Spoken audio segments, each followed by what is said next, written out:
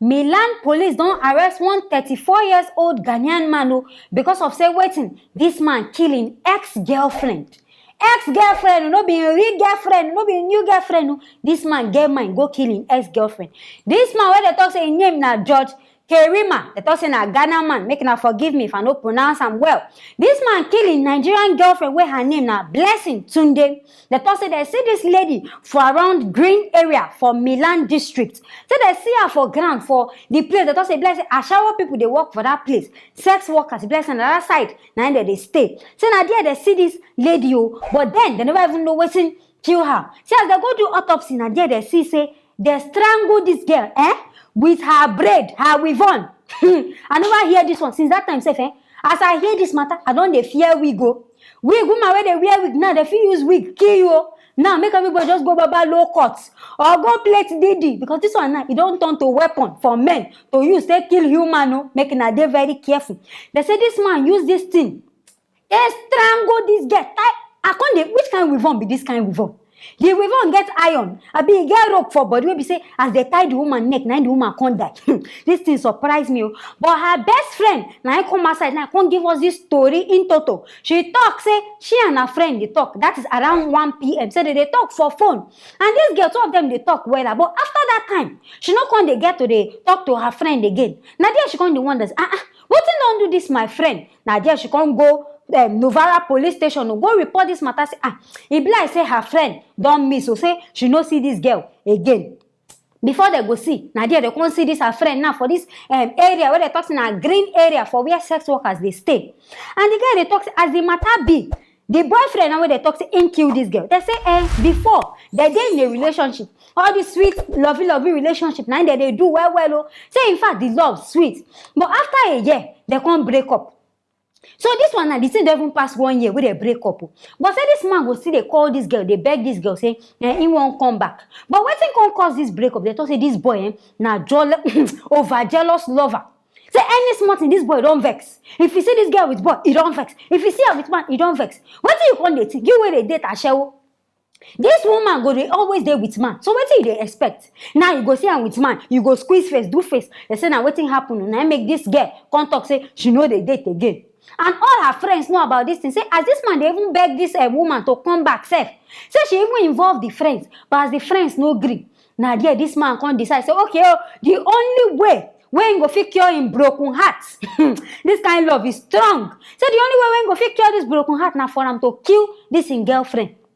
But the thing we can't do then, I think kill this girlfriend. They thought say this girl don't even get belly. She did 4 months pregnant. She did 4 months pregnant. For who?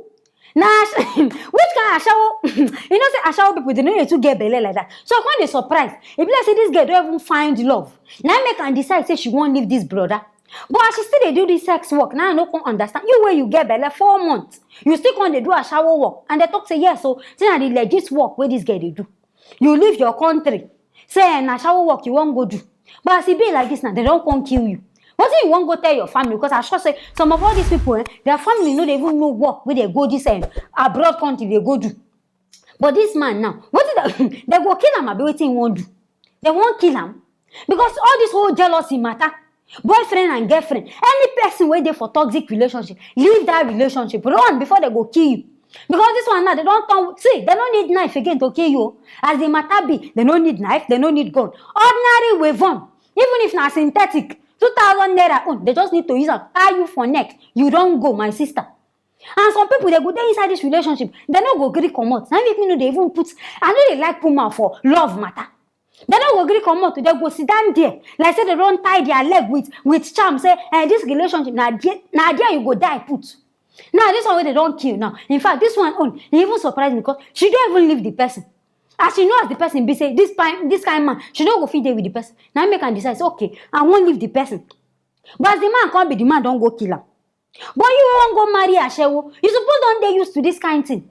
You never even marry him. Now, girlfriend, ex, so this girl don't move on. You stay there. This one, na psychopath. No be any jealousy. The man just they obsessed. Maybe these girls have been knack where. Now I make her don't decide say, now here I go die put. And the girls have don't talk say, and she said she don't want die on top of your teeth. Leave the girl alone now. As you don't go kill her now, your body don't come calm down. Now there you come to talk say, na devil go there in place. Now go just go they find devil trouble. They use them, they do bad things. As you don't kill them now, your body don't come down. But as it be, now only God know the kind of judgment they go give them, because now no say all this kind of outside country, their own law, if they had. And no kind of Ghana government now go come pull them and say, maybe they return them, or maybe they go leave them for there. Because me, I feel say this kind of man, they supposed to even kill him. Give him sentence for there, because this kind of way you no good. The person don't leave you, you yourself leave him, move on. Live your life. As you know, say this things if you pay, maybe this ashawo you pay for the first day. So what to make you know continue, go meet another ashawo, say, okay, oh, this guy should do me shakara. Make her find another ashawo now. They no tie your thing on top. And in fact, you never even marry this girl. So as the matter be, I no see what they make you they jealous. For this whole matter will be say you go on decide say you won't go kill him. Men under they fear me and ladies self in our own self they in our body. They on our body. Now in fact, this whole matter it tire me. As I hear them now, make I bring them, making myself hear what they happen. As the matter be, making I not forget to comment on what I think about this whole matter. Making I not forget to like, share, and also subscribe to this channel. I will see you now for the next video. Them don't catch 140-year-old man with human body part. This one happened for Osun State, Nigeria. Why be say every bad news they get this Nigeria inside. They talk say this man will carry this thing. He named na Kabiru Oyeduton, and they see this man for Akpomu. Say na Akpomu man, I be this person for Osun State. Now police talk say this whole thing happened around like 9 p.m. Now somebody called them, say, it be like, say, get some ritualists, say they don't go kill person, they don't go cut person head. Now there, then this police can't carry their cell phone as they hear this news. If not even, as they hear this news, because themselves they're surprised, say, this kind of thing, they happen inside their small town, this Akpomu town. Now there, they go boss these people, making a watch where they catch this animal in human skin, man, where they catch them with this kind of bad acts when they do.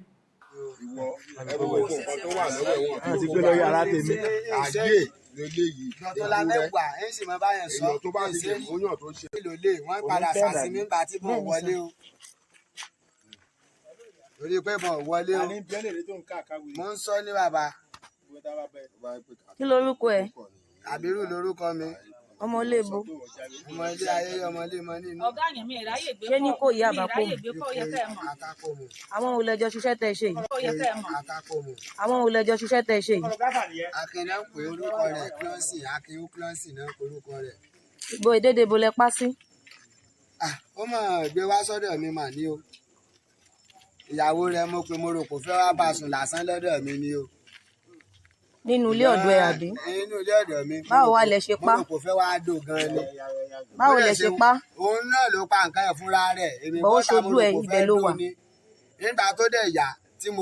Torí pé o sọ lẹ́ẹ̀kan nínú mọ́tò pé o gbé ojú ẹ̀. O gbé lọ́wọ́. Mo fọ́ kan ojú rẹ̀ báyìí sókè mo ní ó dùn mí ni mo fi ṣe bẹ́ẹ̀. Ó dùn ẹ náà. Ìkejì ẹ ibo ló wà báyìí? Ipò ilé ló wà, ó dẹ̀ ti ń pè mí látàárọ̀ tí wọ́n ti mú mi wọn ẹ̀dẹ̀ jẹ́ ká lọ bẹ̀. Kí lorúkọ kejì ẹ? Kí lorúkọ kejì ẹ? Akin Clọ́nsì ni wọ́n pe orúkọ rẹ̀. Ọmọ bo ni? Ọmọ Ìkòyí lòun náà. Ibo ni ilé wọn láyé ní Ìkòyí? Ilé wọn mi mọ̀ ní Ìkòyí bọ̀ tí ara ọmọ bàbá tó ní star ní Ìkòyí tí máa ń jẹ́. Bàbá tó lóògùn, mo ti gbàgbé orúkọ bàbá yẹn. Orúkọ bàbá ẹ̀? Àwọn nǹkan tó wà nínú báàfù yẹn mú jáde lẹ́yọ kọ̀ọ̀kan. Dojú ẹ̀ délẹ̀ báyìí, dojú ẹ̀ ẹ̀yìn ẹ̀.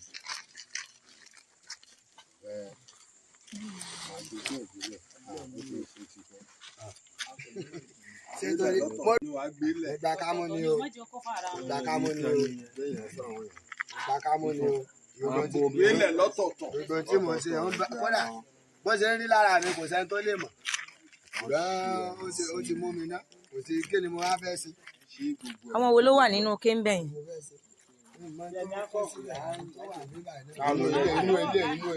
Inú kékeré yẹn ń kọ́? When I don't see as this man just even they talk like say he no even gets human feeling. And as this man they talk, what thing they try talk say, this girl where they kill. Say the girl and one boy now come in house, so this boy will be acting. Say this acting be a business partner, be a killer partner. I don't know so if them take partner in this business. Say as the girl come they come visit them, they even feel say this girl na just normal girl, be a girlfriend. Say they just won't come knock inside in house. Say that the only thing where they won't come do, but later as him go see, him come see the girl for grand. Say they don't kill this girl, they don't comot this girl body parts. Now what him talk, say him can't even carry the girl.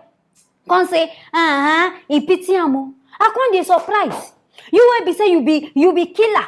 Now you can't talk say as you see the girl, you can't shock you say the person don't kill this girl.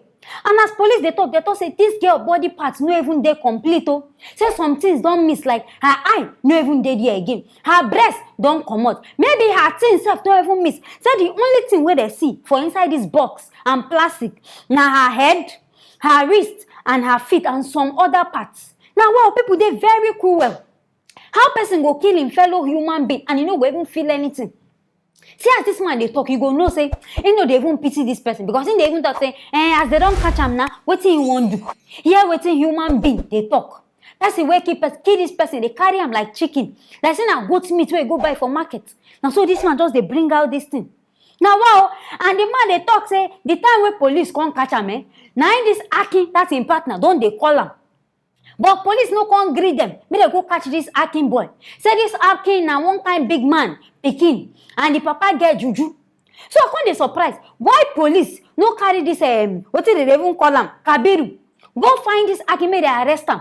As the matter be now, they talk say they don't carry this Mr. Kabiru go court. And then they wait, they see they find Akin. You see where Nigerian police they take mumu. The place where this boy dey for this place, where they call this man because by that period, maybe he don't already carry them this body pass won't go sell. Now he make and they call this in partner. But police no think like that, they still keep him saying that they interrogate him.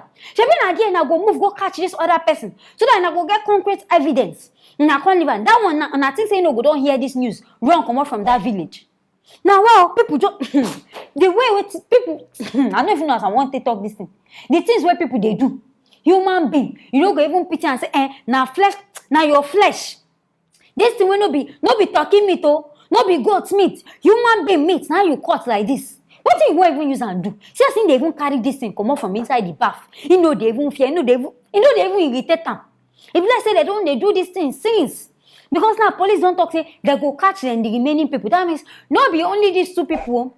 The way we talk and like say there's still plenty. There are many ways do this thing. And ladies, why you go they risk your life on top of say you just won't go knock? But because of say you won't go do this thing, come out oh. How much they will even pay you on top of this way say they don't go kill you? And police say this girl, maybe if they won't look her age, you go be like 20 years, I'll be 19 years. Small people will never even to grow. They just kill you, waste your life just like that for no reason. Nigeria people, are they fear now? Are they fear now? Where? Because the kind of things where human beings they do now, it don't they, when you say you be Clifford Orji, people now don't they chop human being. Even if they chop, not be only chop, that they even sell them to people. Sell them, give people, pastors and big people, now then they even collect this thing. If they find this Akin go now, if you be say, now in Papa will be this herbalist, now they use this, maybe Akin self don't they learn in Papa trade, now you can go use this thing. As the matter be, I feel say, make this Nigerian police, this Osun State police, make now go find this Akin.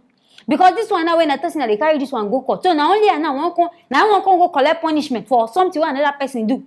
Because in talking no being kill this girl. That means now that other one kill him, come run, come out. Now wow, my people, now so I hear this matter, I want to make her bring her, make herself using her koro eyes, see what thing they happen for this our country. Anything where I feel, making a write down for the comment section. And making no don't forget to like or share and also subscribe to this channel. I go see you now for our next video.